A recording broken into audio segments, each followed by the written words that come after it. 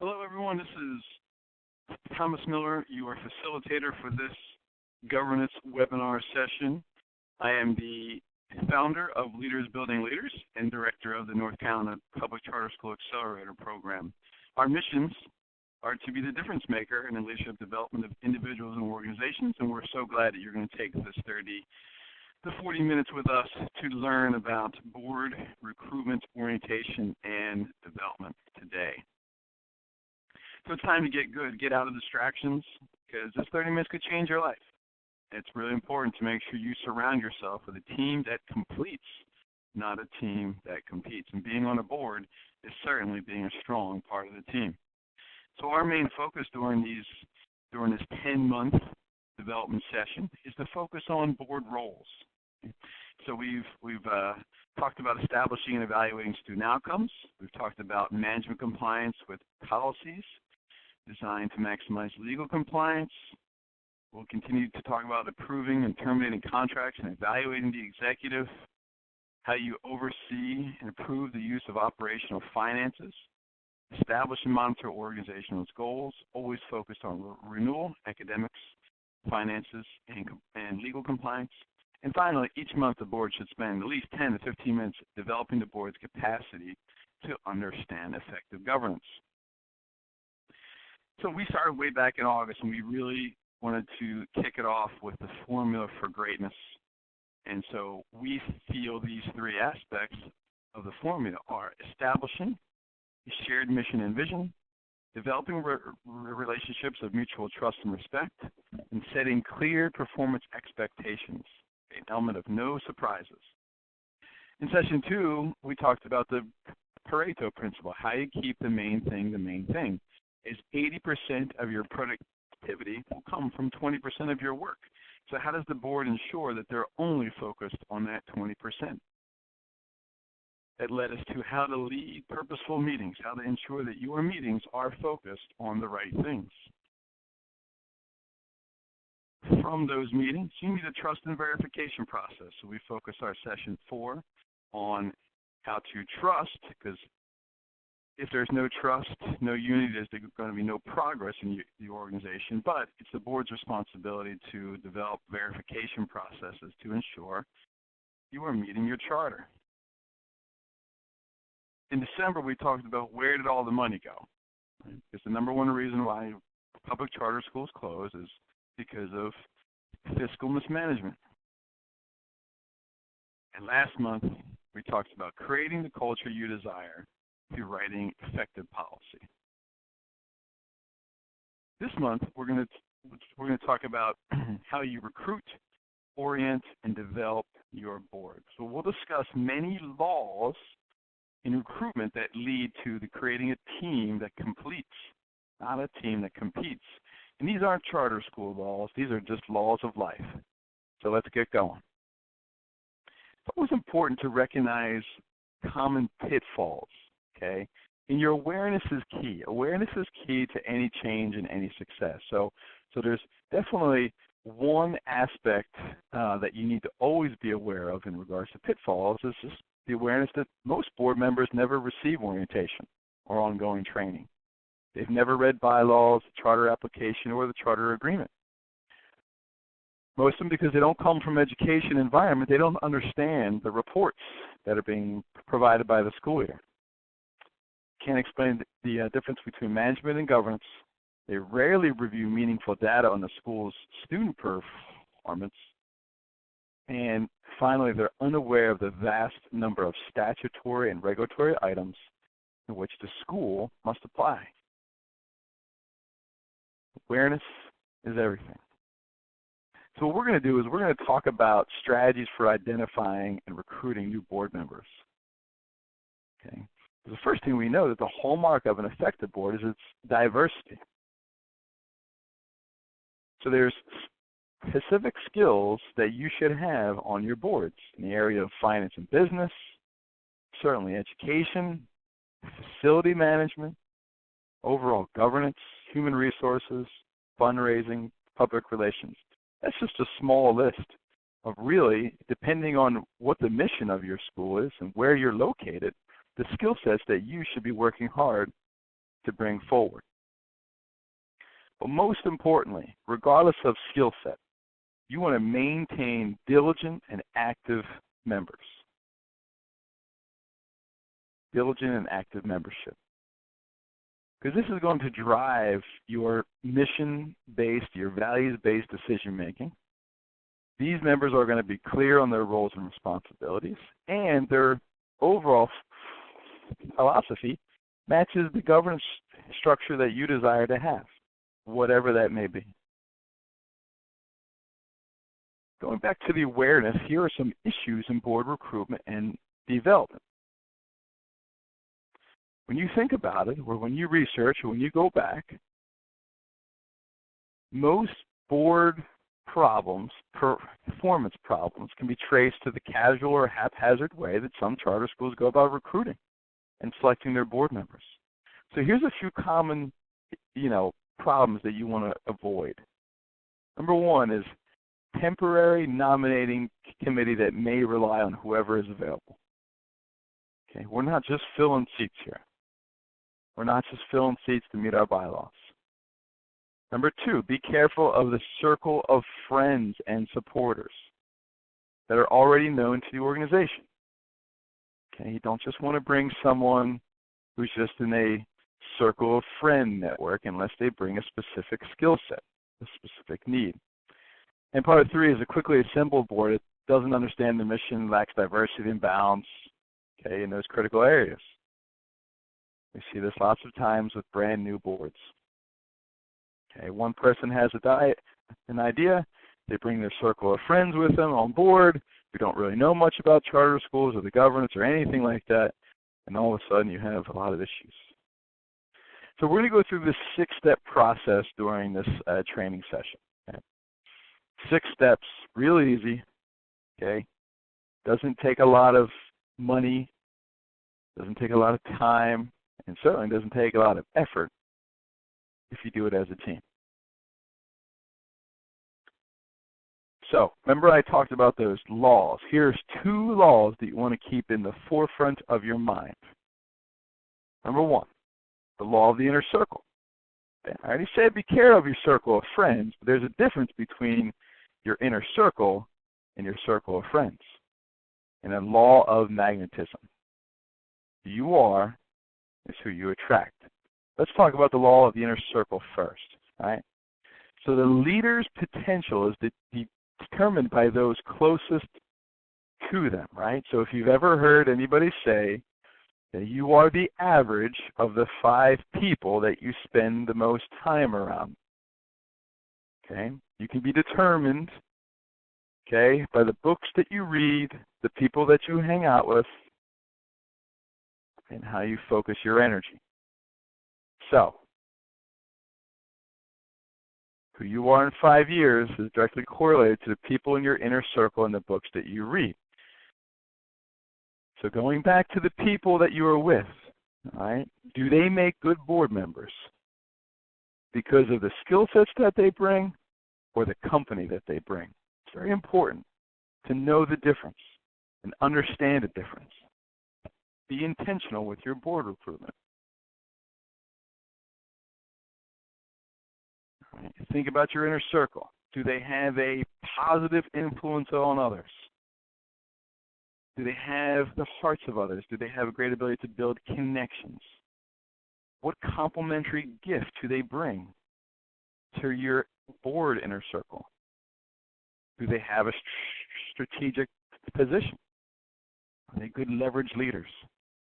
Will they add value to you and the overall organization? You want to bring in adders and multipliers, not people that are going to take away from the overall organization. The law of magnetism, John Maxwell, can work for you or against you. Because it's a law. It's always going to work. And all that matters is how you work it. How do you work it? It's the law of magnetism. It can certainly be a cold, harsh reminder or a warm affirmation. All right, so remember the inner circle, the law of a magnetism here. When you were bringing folks in. There's this great poem called Two Kinds of People. There's those who lift and those who lean. All right. Who lifts you up? Would they be a good board member? Who takes you down? You definitely don't want them on your board, and you definitely maybe want to separate them from your life. Are either of those in your inner circle? Right? You want on your board solution solvers, right? You want problem solvers, solution creators. Okay? You don't want problem deflators, right? You don't want, folks that are energy consumers on your board. So effective boards, they live these laws, okay? They never stop improving the inner circle. You should always be recruiting, right? So that was one of the big things you need to be wary of, is having just temporary nominating committees. You should always be seeking strategic members of your board. You're not just going to fill a seat, okay? Nominate the best and fire the rest, right? Just get them out. Don't need to be a part of the process. All right? And before you lead, you need to be able to follow, right? So that's always important. Before good leaders can become in authority, they have to know what it's like to be under authority. And in a board, you certainly have a hierarchy of authority.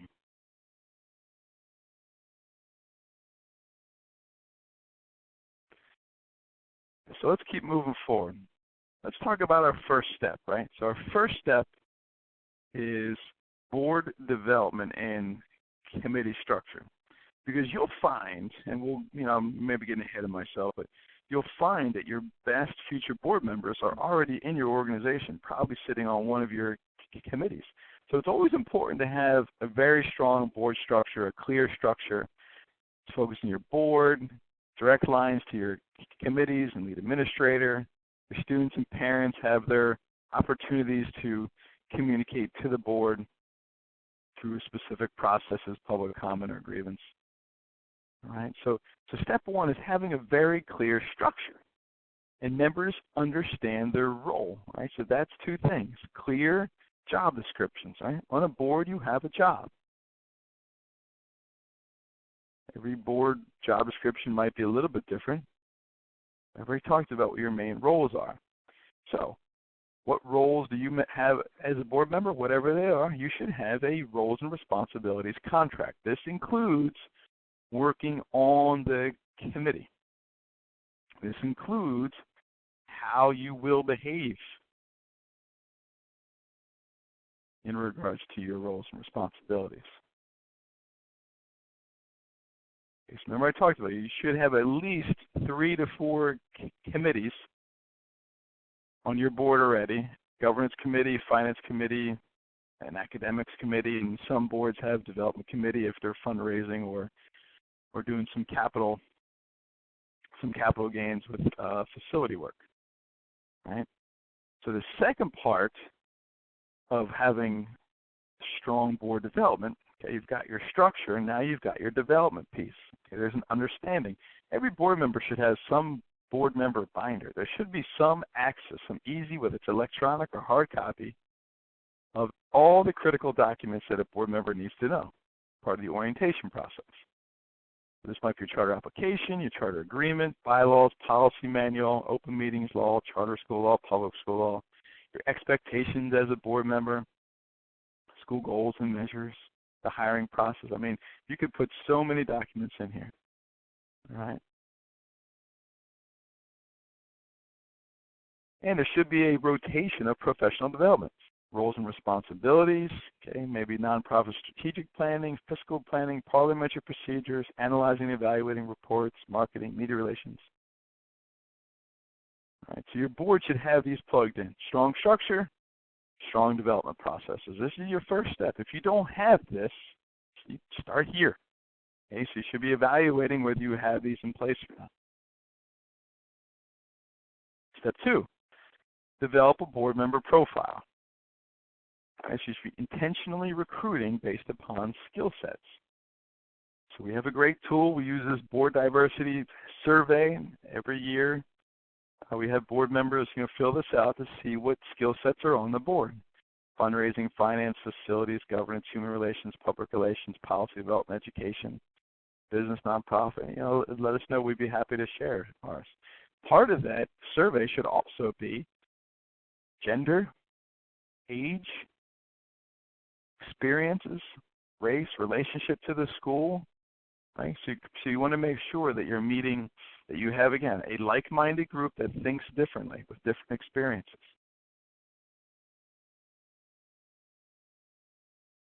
After you have your annual survey and you take a look, you analyze the data, you should be implementing strategies to recruit skill sets, right? So now I know who I'm looking for, right? So maybe, the majority of your board is a male, so you're looking for a female. The majority of your board is white, maybe looking for, an African American or someone from the Latino population, okay? Someone from a different part of town, a different part of the community. Some charter schools serve 6 or 7 counties. Maybe you're looking for someone who lives outside of the county, right, representing those other groups of stakeholders. You might be limited in your financial support on your board. Okay, so it gives you a framework and understanding of what that may look like. So the step 3 is the implemented strategies to recruit skill sets. So you got to be intentional. So first, I would check your current standing committees. Does anybody on who is not a current board member on one of your school improvement or your charter school board standing committees meet this criteria? You should also check your inner circle list. Right? If you've got 10 members on your board and everybody had 5 people in their inner circle, that's 50 prospects right there. Another strategy is to speak at business network events. It's important to master the ask. All right, so you've got business leads groups, business networking events at night. They have all these dinners and happy hours. Go to your local chamber of commerce. There's all these opportunities out there where instead of you going to represent your business, go and represent your charter school. Get your 60 seconds, tell them the mission, tell them specifically what you're looking for, and ask them if anybody knows anybody who would like to be giving back to the community. Here's a great opportunity to do it. Okay, so implement some strategies to recruit these skill sets. Your next step is making your list of your potential members. All right, so this is when folks you've contacted them and they're at least slightly a bit interested. You bring this back to the committee. Take one more look. What have they doing to prepare for this opportunity? Could you tell that they were interested because they definitely looked up the school and went on a website or found some information about charter schools? Is there anybody who doesn't quite fit, right? So, because really to go from point A to point B, we can't interview 50 people. We've got to eliminate. Okay, eliminate who doesn't meet our skill set because we're not just filling a seat. So now we've got a list. Step 5 is we're going to start contacting people and interview. Do you have an application? And if you've identified the people, do you have an application for your board member process? If you don't, why don't you? If charter school board members are responsible for the safety, security, and education of hundreds to 1,000 children, and also fiduciary responsibility in regards to overseeing millions of dollars of public taxpayer money, why wouldn't they be applying for it? It should be that important to you. This should be a job held very high in your organization. You are the leaders. And who's on the interview team? All right, so you got an application, you look through it. Now, is there an interview process? How does that go? Do you have specific questions? Who's part of the team? You got your governance committee, principal, maybe some parents, stakeholders. Okay. Who's part of this process? And remember, good leaders ask great questions. So here's some questions you may ask. We have a list of like 50 questions or so that we'd be happy to share with you. But here's just a few that I like. What do you see as the role of a public charter school board member? What is your understanding of the school's mission and guiding beliefs? How about the proposed education program? You know what kind of school we are? What do you believe is the characteristics of a successful school? If we had to raise $1 million to build a new facility, what ideas do you have? Who do you know? How do you handle conflict? What would you do if you strongly disagreed with another board member? Why do you want to be on a board of a charter school? What do you understand to be the philosophy of a public charter school? So definitely have your questions prepared, ready to go, and everybody should get the same myriad of questions. All right, so now you've interviewed your 3 to 5 people, hopefully, and you're ready to nominate. Be sure to check your bylaws and policies again for your nomination process, because every school has different things, and some bylaws were written over a decade ago. So just be sure, because sometimes they have some interesting components to them. Mostly, they usually have a majority vote. Could be a simple majority, could be a 2/3 vote. Okay, so take a look. Some schools have a stakeholder vote where they actually have to get members of the organization. This is the parent base. The parent base has to vote. Sometimes they're only done at annual meetings. Once you're nominating, be sure that their term agreements are clear and balanced. Right? You don't want everybody rolling off the board at the same time. So are they starting a new term? Are they taking over the terms of a former board member? And make sure you have them sign their conflict of interest statement and their board responsibility contract. 2 critical aspects right at the beginning. Let them know this is a serious, serious position. So now they've been nominated, it's time to orient. It's time to orient your new board member.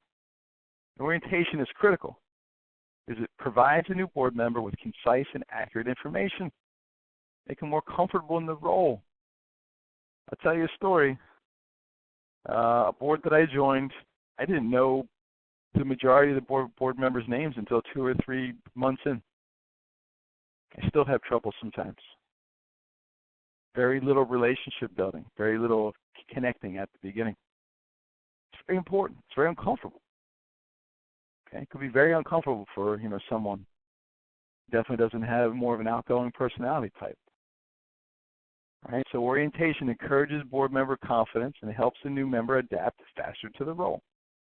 Contributes to a more effective, productive workforce, improves the retention of the board,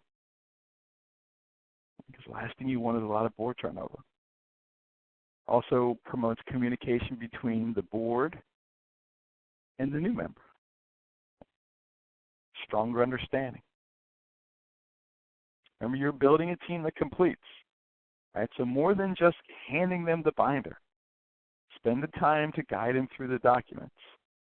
What do they really need to know? Maybe have a small gathering prior to their first meeting.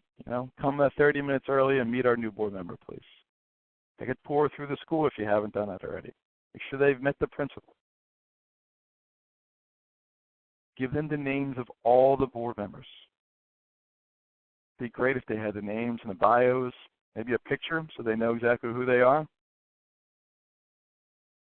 Now, we've had our first meeting. Someone's got to follow up with the matters. The board chair's responsibility, governance chair, right? Phone call or one-on-one coffee meeting. What did you think? All right. And when you assign them to a committee, make sure it's in their strength zone. Make sure it's in their passion zone. Make sure it's why you specifically brought them onto the board. Very important. Here's my final thought. The culture of your board will be the worst behavior that you tolerate. So don't just fill an empty seat. Be intentional with your recruitment, your development of your board. It's critical. It's critical. I hope this session added value to you and your board. Again, if you have any questions, please always feel free to reach out to us. My email is tom@leaders-building-leaders.com. We look forward to serving you, and feel free to reach out. We have lots of resources in regard to board recruitment and orientation that we would love to share with you. I believe in you. Remember, be intentional, be purposeful, and keep your eyes on the prize. Thank you.